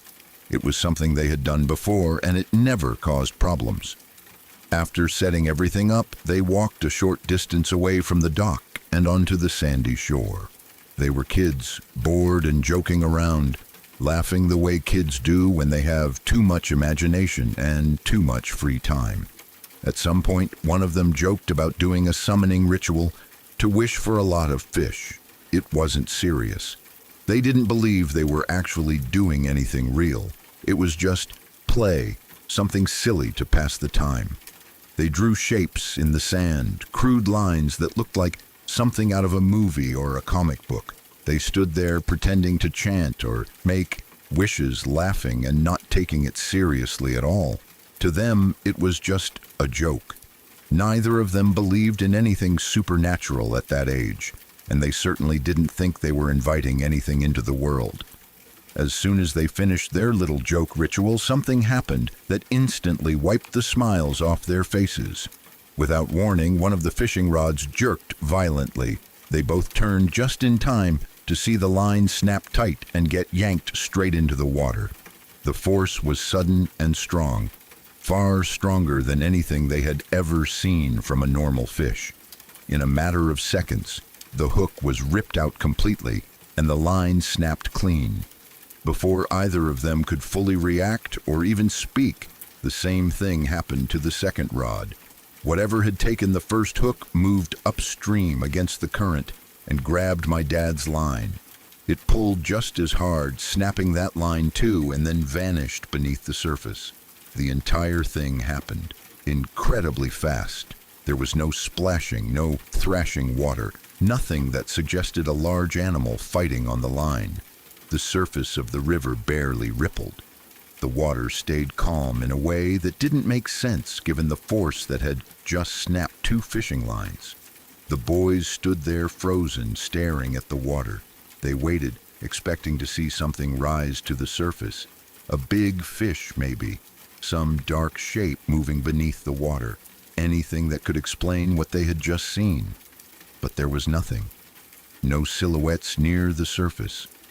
No disturbed water. No signs of a large fish swimming away. The river looked exactly the same as it had moments before. Quiet and still, as if nothing had happened at all. They tried to reason it out. Maybe it was a massive fish they just didn't see clearly. Maybe it was a coincidence that both lines snapped so quickly. But deep down, neither of them believed that explanation. They had both fished enough to know what a big fish looked like when it took a hook. This wasn't that. The force was wrong. The movement was wrong. And the fact that whatever it was swam upstream against the current without disturbing the water made no sense. Fear settled in fast. They didn't argue. They didn't try to joke it away. They didn't recast their lines. Without saying much to each other, they gathered their things and left immediately. They walked home quickly, both of them quiet, glancing back at the river more than once, feeling like they were being watched, even though they saw nothing. Years passed. My father grew up, and so did his friend. Life moved on, but that moment never faded. To this day, both of them remember it clearly. They've talked about it over the years, trying to make sense of it, replaying it in their minds, hoping that time would offer some logical explanation. It never did.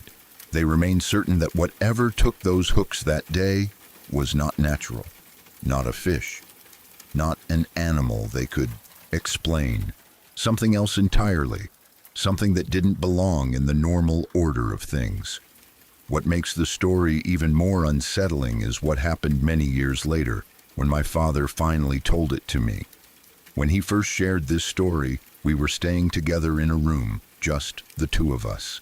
The conversation had been calm, almost reflective. He didn't dramatize the story or try to make it sound scarier than it was. He spoke plainly, carefully choosing his words. I could tell he was reliving it as he talked, seeing it again in his mind. Partway through the story, something strange happened. The room suddenly filled with a horrible smell. It was strong, unmistakable, and deeply unpleasant. It smelled like feces mixed with sulfur, sharp and rotten at the same time. It hit us both at once. My immediate reaction was to assume there was a simple explanation. Maybe something in the room, maybe a plumbing issue, maybe something outside drifting in. But the smell didn't behave like a normal odor. We both started looking around, trying to find the source. We checked the bathroom, the corners of the room, the vents, even our clothes. But no matter where we stood, the smell seemed to move. It wasn't strongest in one place. It drifted, shifting around the room, never settling, never fading. What made it worse was that it didn't slowly dissipate the way smells usually do. It stayed heavy and present, as if something invisible was carrying it from one spot to another. The longer we searched, the more uneasy we felt. My father wasn't particularly religious at that point in his life.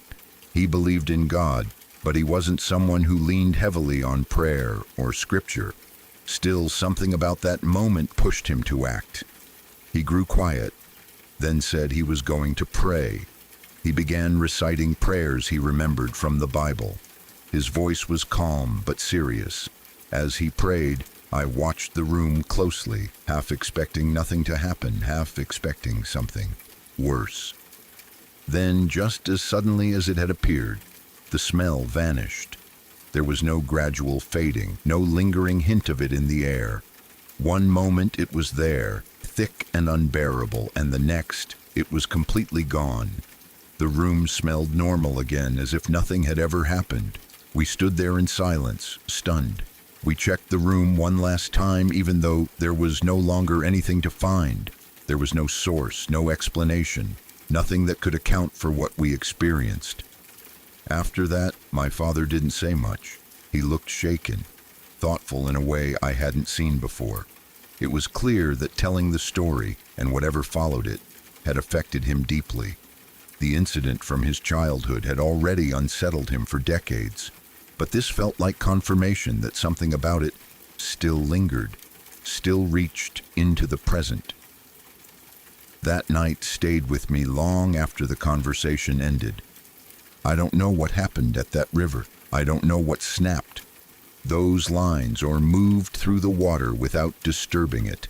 I don't know why a smell like that filled the room years later, or why it disappeared after prayer.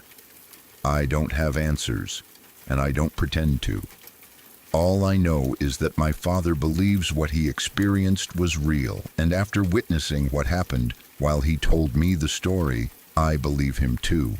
Some things don't fit neatly into logic. Some experiences sit in that uncomfortable space where explanation fails, and all you're left with is memory, fear, and the quiet understanding that there are things in this world we don't fully understand.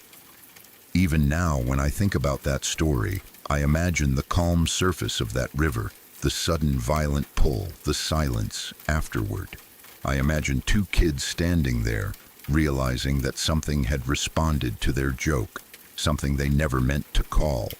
And I can't help but wonder how many strange things happen in ordinary places, unseen and unexplained, leaving behind nothing but stories that people carry for the rest of their lives.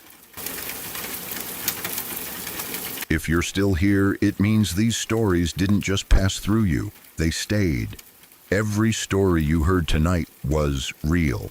Real people, real moments, and in every one of them, something went wrong, or almost did. If you want to keep exploring the stories that don't let go so easily, subscribe to Shadow Archives.